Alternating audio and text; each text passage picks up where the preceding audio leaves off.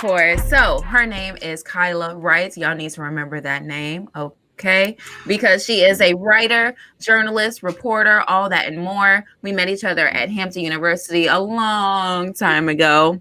And yeah, this is my little sister at Hampton, and in real life, I love her to pieces. And she has just been on her grind, period. So y'all make sure you listen up. So everybody, welcome, please, Kyla Wright. Pleasure to have you on the show. Right, clap it up. Clap it up. Welcome to Chicago. How are you? Yeah, I am fantastic. How are you guys? Thank you, Jazz, for that warm welcome. Oh, no problem. We're doing good. Just a pleasure to have you here. We're excited to see what you got going on. Awesome. Yes, ma'am. So please just tell our listeners and our viewers just a little bit about yourself and what you're doing now. Okay, so like you said, my name is Kyla Wright. I am a journalist. I am a reporter with the Detroit Free Press. I am originally from Detroit, Michigan, born and raised 313. Hey. So I'm not too far from y'all. I am alumna of the illustrious Hampton University. Okay. And I graduated from Hampton. I received my master's from Syracuse University right after graduated from Hampton. And oh, wow, congrats! That's right? Tough. That's tough. Okay. We got that on our show. Wow. And now I'm here. So in between there, so I'm a journalist through and through. Got both my journalism degrees. I have my own talk show on YouTube that I'm trying to start back up called Kyla's Corner with a K. Had my own radio show when I was in school called Kyla's Corner. My own blog. So I do a little bit of everything. She definitely does. So since you've been doing all of those things, just tell us a little bit about a moment that stuck out to you when you were doing a story or you were out reporting or anything like that. What stuck out to you? A moment that stuck out to me. I would think any moment that has stuck out to me when a little Black girl has just come up to me and just been interested in me as a person, because so often, especially over the last 4 years, journalists, Black journalists, but journalists period, have gotten a bad rep for just doing our jobs, right, and for being people as a whole. So the fact that a Black girl like me from Detroit can still be looked at as a person and be looked at as a good and a positive influence in her community is what means the most to me, but specifically now, because straight out of school, working at one of the top markets at a nationally syndicated publication back in my community and doing the work in my community can mean the most to me, because I'm telling all the positive stories. So I guess I should give a little bit more background. So I'm the Detroit Neighborhoods reporter. So specifically my job for my beat that I report on, I only tell positive stories. So I don't report on crime. I don't report on corruption. I don't report on any of that stuff. So I only tell stories about the business people. I only tell stories about, people bringing good things in the city, people getting grants, or people, building up the community. So I only hear good stuff and I only tell good stuff. And I love that. Nothing but joy. Yeah, that's awesome. Every day on a daily basis, and receiving emails back in my inbox about how that brings other people in my community joy. It warms my heart. That's awesome.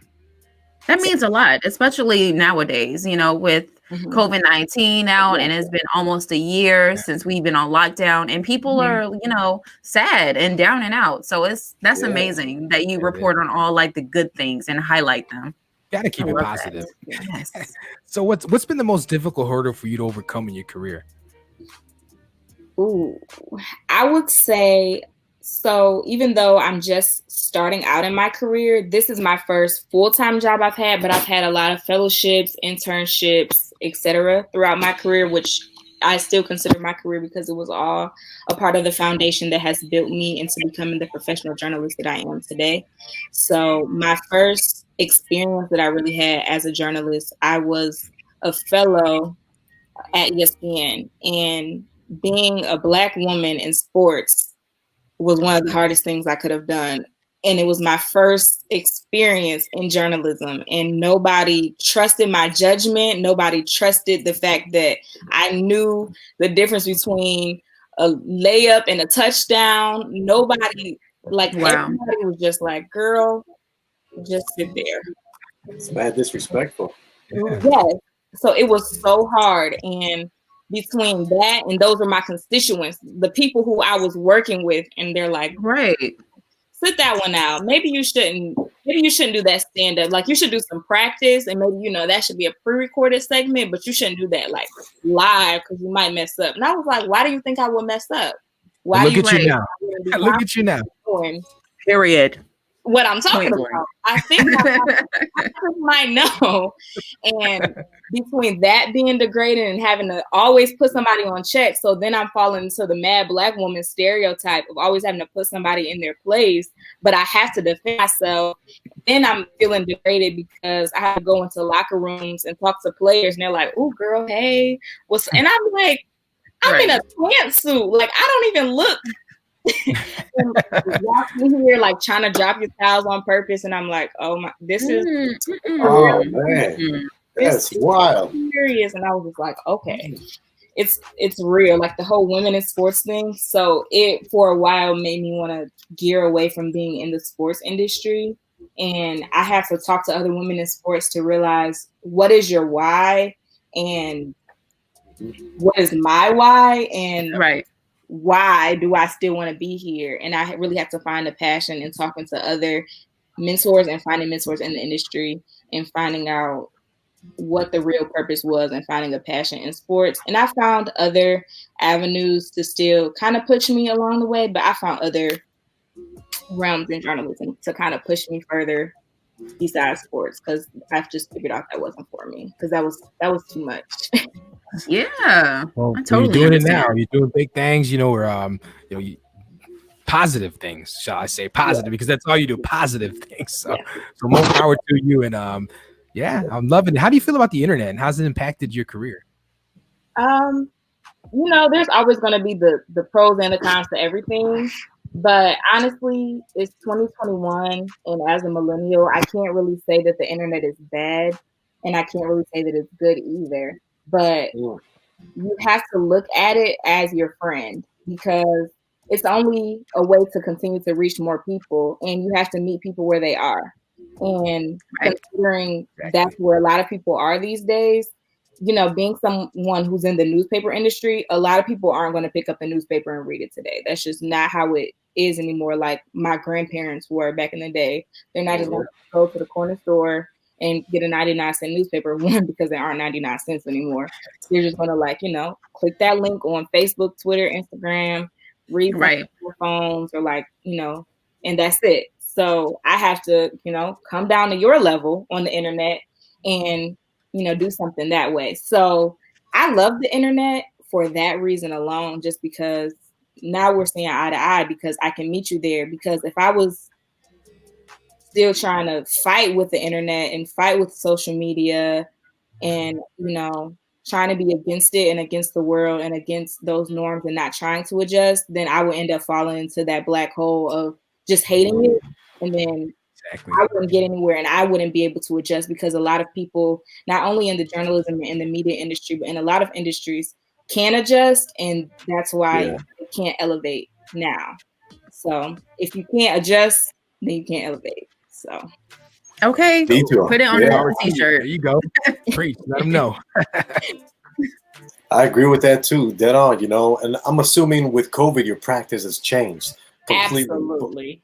So could you tell me one example or give me one major change that you had to accomplish to accommodate this virus? Mm-hmm. Well, working from home, one, but starting from home.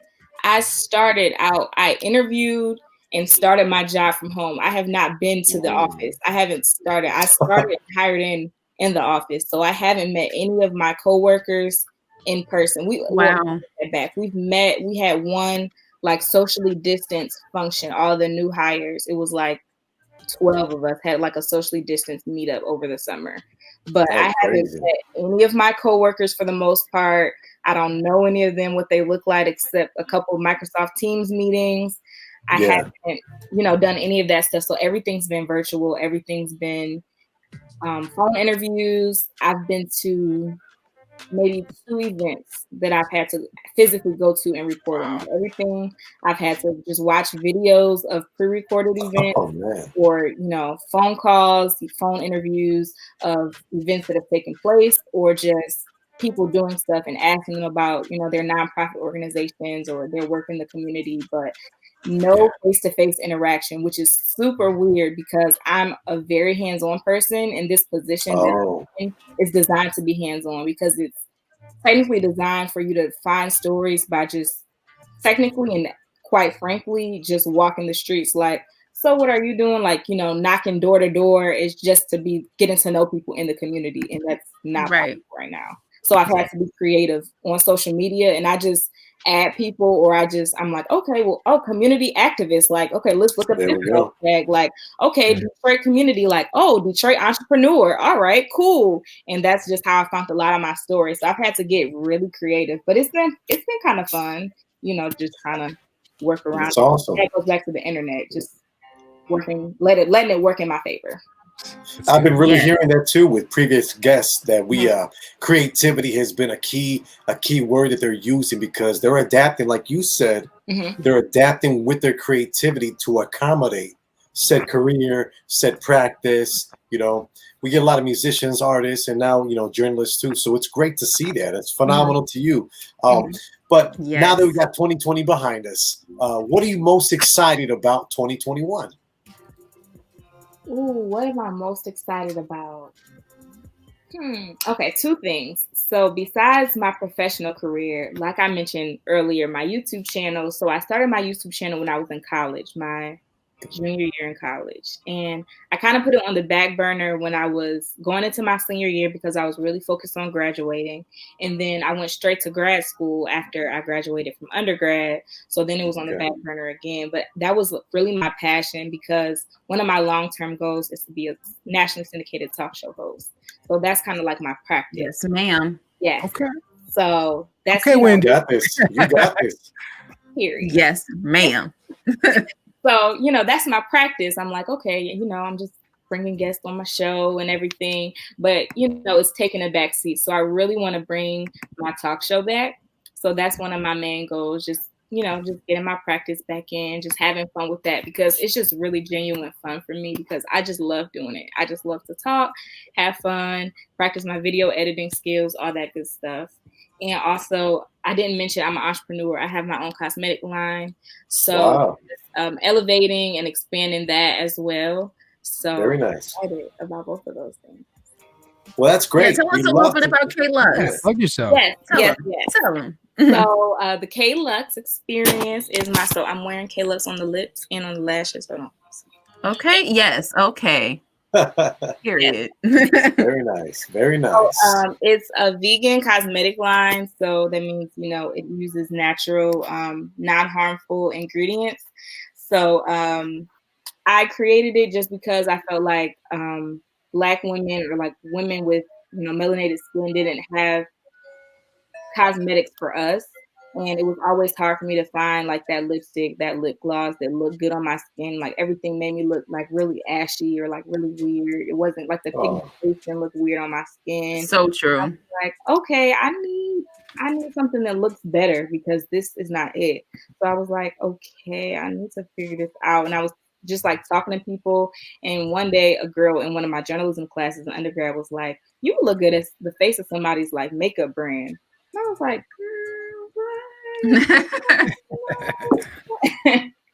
and like the conversation came up again with someone else, and she was like, well, just make your own. And I was like, girl, I'm not Rihanna. Like, this isn't that. And she was like, okay, well, girl, you could be Rihanna. Just do what you need to do. Facts. So, I just took a leap of faith, and I did what I needed to do. And I did some research, and I tested some products and research ingredients and all that stuff, and I haven't looked back. So that's awesome. That's great. K-Lux experience. I'm sure Jazz wouldn't mind getting a few samples, and definitely, Yes, plugging you send the me best the way she can. address. Of course not. Yes. That'd be great. I'm definitely down to support in any way that I can. Always. That's Because beautiful. Kyla, no, that's my girl. Absolutely. So Miss Wright, I keep calling you Miss Wright. I should just call you Kyla. Yeah. But please remind our listeners where they can reach you. Yes, you can reach me on social media at Kyla Wright Media. And also my business page is at KLUXE .experience. That is awesome. Yes, ma'am. Thank you very much for joining us today on the Wake Up Win Morning Show. And as we always say, once you're a guest here, you're always a guest on our show. So you're more than welcome to stop by anytime you want. And a friend of Jazzer is a friend of ours. Absolutely. Thank you guys for having me. Thank you so much, Kyla. It was really great talking to you. Bye-bye. See you later, girl. Cool. You got great friends, Jazzer. Hey, as I say every time, I try, I keep people around that are supportive of me and my dreams. You got to be supportive right back, because a true friendship does not work if it's only one way. So if it goes both ways, and I know, I see another fellow Black queen on her grind, I'm never going to be like, oh, whatever. I'm always going to remember to support you, because that's just how I am. That's a good friend. That's a true friend right there. Yeah. It's the Wake Up Win Morning Show. You already know.